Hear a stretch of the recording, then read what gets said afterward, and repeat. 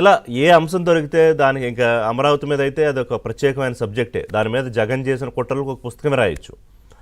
కానీ ఇవాళ ముందు లోకేష్ గారు వార్నింగ్ ఇచ్చారు, పవన్ కళ్యాణ్ గారు చాలా స్ట్రింజెంట్ వార్నింగ్ ఇచ్చారు, ఇవాళ చంద్రబాబు నాయుడు ఇంక అన్నీ కలిపి ఫైనల్ వార్నింగ్ త్రో చేశారు. కానీ నాకు వ్యక్తిగత అనుమానం ఏంటంటే అసలు జగన్మోహన్ రెడ్డి వింటారు నాకు తెలిసి, అంటే చూస్తారు చంద్రబాబు నాయుడు చెప్పింది, కానీ మళ్ళీ బయలుదేరకుండా ఉంటాడా బయటికి? ఆయన మళ్ళీ ఈ బ్యాచ్ని పురుగల్పకుండా ఉంటాడా? మళ్ళీ అభిషేకం అనకూడదు, ఆ బలులు అవన్నీ జరగకుండా ఉంటాయా? అసలు ఆ విజువల్స్ మనం చూడకుండా ఉంటామా? ఋషి గారు, తమరికి ప్యానెల్లో ఉన్నటువంటి గాది వెంకటేశ్వరరావు గారికి, అంకమరావు గారికి, ఏబిఎన్ వీక్షకులందరికీ కూడా నమస్కారం అండి. నమస్కారం.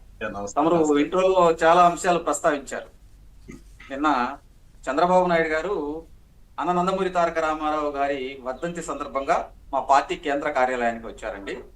వారు చాలా అద్భుతమైనటువంటి ప్రసంగం చేశారు. ఒక విధంగా ఒక పక్కన బాధతో, ఇంకో పక్కన ఆవేశపూరితంగా, అంటే కార్యకర్తల దగ్గర నుంచి ఈ రోజు రాష్ట్రంలో జరుగుతున్నటువంటి పరిస్థితుల దాకా ఆయన క్షుణ్ణంగా మాట్లాడారు.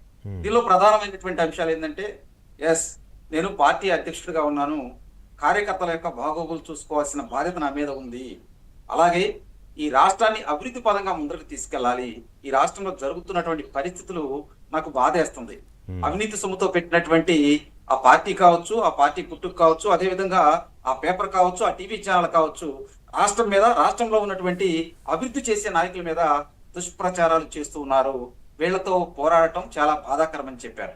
చాలా సందర్భాల్లో మనం మాట్లాడుకున్నాం. చంద్రబాబు నాయుడు గారు తన 46 ఏళ్ల సుదీర్ఘ రాజకీయ జీవితంలో ఏనాడు కూడా ఆ విధంగా మాట్లాడినటువంటి సందర్భం చూడాల. నిన్న అంత అద్భుతమైనటువంటి విషయాలను ప్రస్తావించారు. వారు కేంద్రం గురించి మాట్లాడారు, అదేవిధంగా రాష్ట్రంలో ఉన్నటువంటి పరిస్థితులు, అమరావతి గురించి, ఈ రాష్ట్రంలో జరుగుతున్నటువంటి ఈ క్రెడిట్ చోరీ అనేటువంటి ఒక అంశాన్ని తెర మీదకి తీసుకొచ్చి వైకాపా వాళ్ళు ఏ విధంగా ఫేక్ ప్రచారాలు చేస్తూ ఉన్నారో కూడా చెప్పారు. సాహెబ్ గారు, మనం మాట్లాడుతున్న ఇదే టైంలో ఒక అప్డేట్ ఏంటంటే, ఏపీ లిక్కర్ స్కామ్లో, అంటే దేశంలోనే అతి భారీ కుంభకోణంలో ఎంపీ మిథున్ రెడ్డికి ఈడీ నోటీసులు ఇచ్చింది 23వ తేదీ హాజరు కావాలని.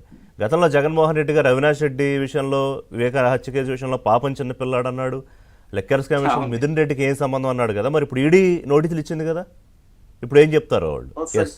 కంపల్సరీ ఏమండి, దీనికి కూడా వేరే విధంగా చెబుతారండి. అనేది ఏంటంటే, లెక్కర్ స్కామ్ అనేది భారతదేశంలోనే అతిపెద్ద స్కామ్. ఇక్కడ ఒక జస్ట్ మ్యాపింగ్ చేసిన దాంట్లోనే 2500 కోట్లు బయటపడి, ఇక్కడ ఏంటంటే లిక్కర్ అమ్మకాల్లో కావచ్చు, లిక్కర్ తయారీ సంస్థల దగ్గర నుంచి తీసుకున్నటువంటి కమిషన్లు కావచ్చు, దానితో పాటు ట్రాన్స్పోర్ట్ విషయంలో కావచ్చు, ఇక్కడ అద్దెకి తీసుకున్నటువంటి ఆ ఏదైతే బిల్డింగ్లు ఉన్నాయో వాటిలో కూడా ఉంది. దీంతో పాటు ప్రధానంగా ఏంటంటే, వాళ్ళు ఇష్టం వచ్చినట్టు అక్కడ రిజిస్టర్ మెయింటైన్ చేయకుండా అమ్మేశారు.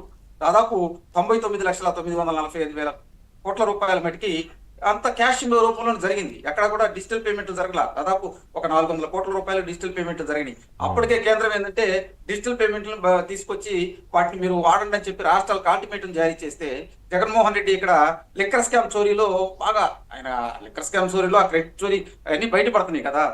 సో నేనేమంటానంటే, చంద్రబాబు నాయుడు గారు ప్రస్తావిస్తూ నిన్న ఒక అంశం, ఆ క్రెడిట్ చోరీ అనేటువంటి అంశం కూడా చాలా క్లియర్ గా రాష్ట్ర ప్రజలకు వివరించాలండి మేము. ఎందుకంటే కూటమి పార్టీలో ఉన్నటువంటి నేతల మీద ఆ బాధ్యత కూడా ఉంది. మీరు మన చరిత్ర చూసుకుంటే, ఇంద్రసప్ప అనేటువంటి మహానగరాన్ని, మరి కాండవ వనాన్ని దహనం చేస్తూ కృష్ణార్జునుడు బ్రహ్మాండంగా ఇంద్రసప్ప మహానగరాన్ని నిర్మించారు. అక్కడ ఏంటంటే మయుడు అనేటువంటి ఒక రాక్షసుడు ఆ కాండం వనంలో నన్ను బతికించండి అని చెప్పి ఆశ్రయం పొందుతాడు. కృష్ణార్జునులు అతనికి అభయం ఇచ్చి నేనేం చేయమని అంటారు. అప్పుడు అతను ఆ రాక్షసుడు కృతజ్ఞతగా, నేను ఈ ప్రపంచంలోనే లేనటువంటి అద్భుతమైనటువంటి ఒక సభను మీకు కట్టిస్తానని చెప్పి అని అంటాడు. ఈయన ఆ రాక్షసులకు ఆర్కిటెక్చర్ అండి.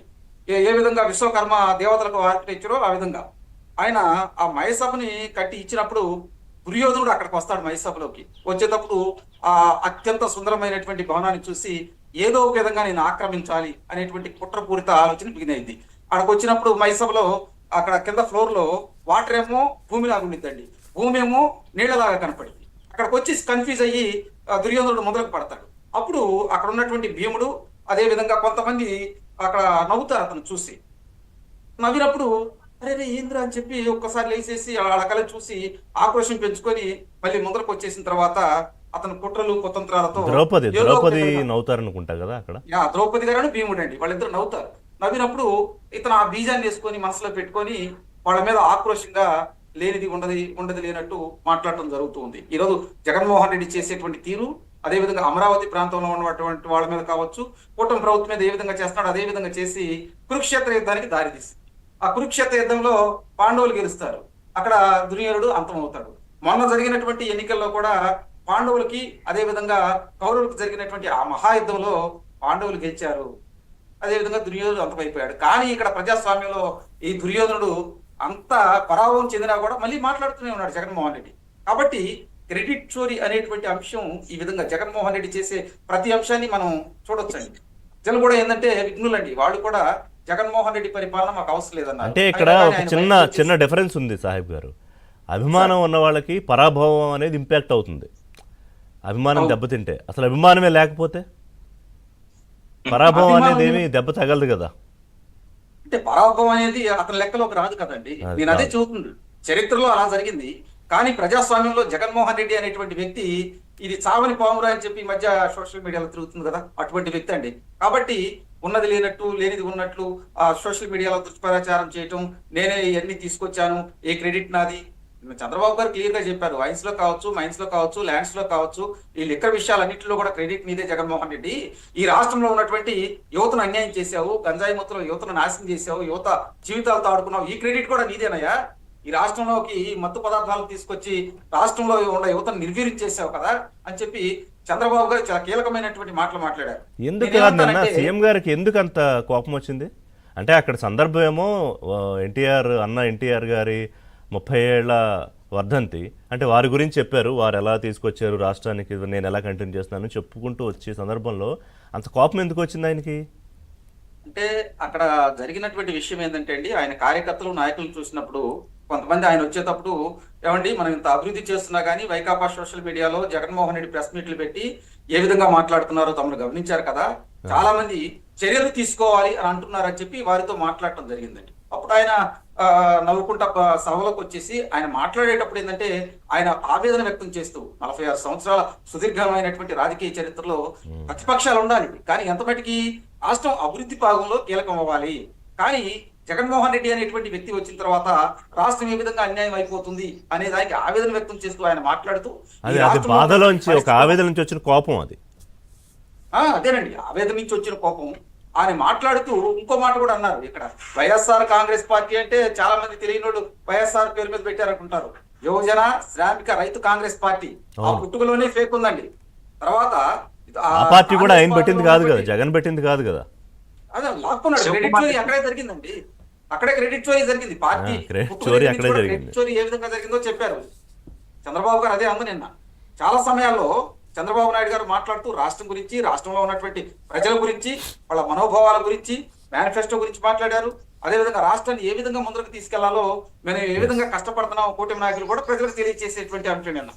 అంటే చివరిగా ఆయన ఒకటే అన్నారండి, ఈ రాష్ట్రంలో ఎవరైనా కానీ అరాచకాలు సృష్టించి లా అండ్ ఆర్డర్ ఇష్యూ తీసుకొచ్చి ఏదో చేస్తామని అభూత కల్పనలో ఉంటే మాత్రం వాళ్ళ వ్యవహారం తీరుస్తాను, గతంలో లాగా కాదు,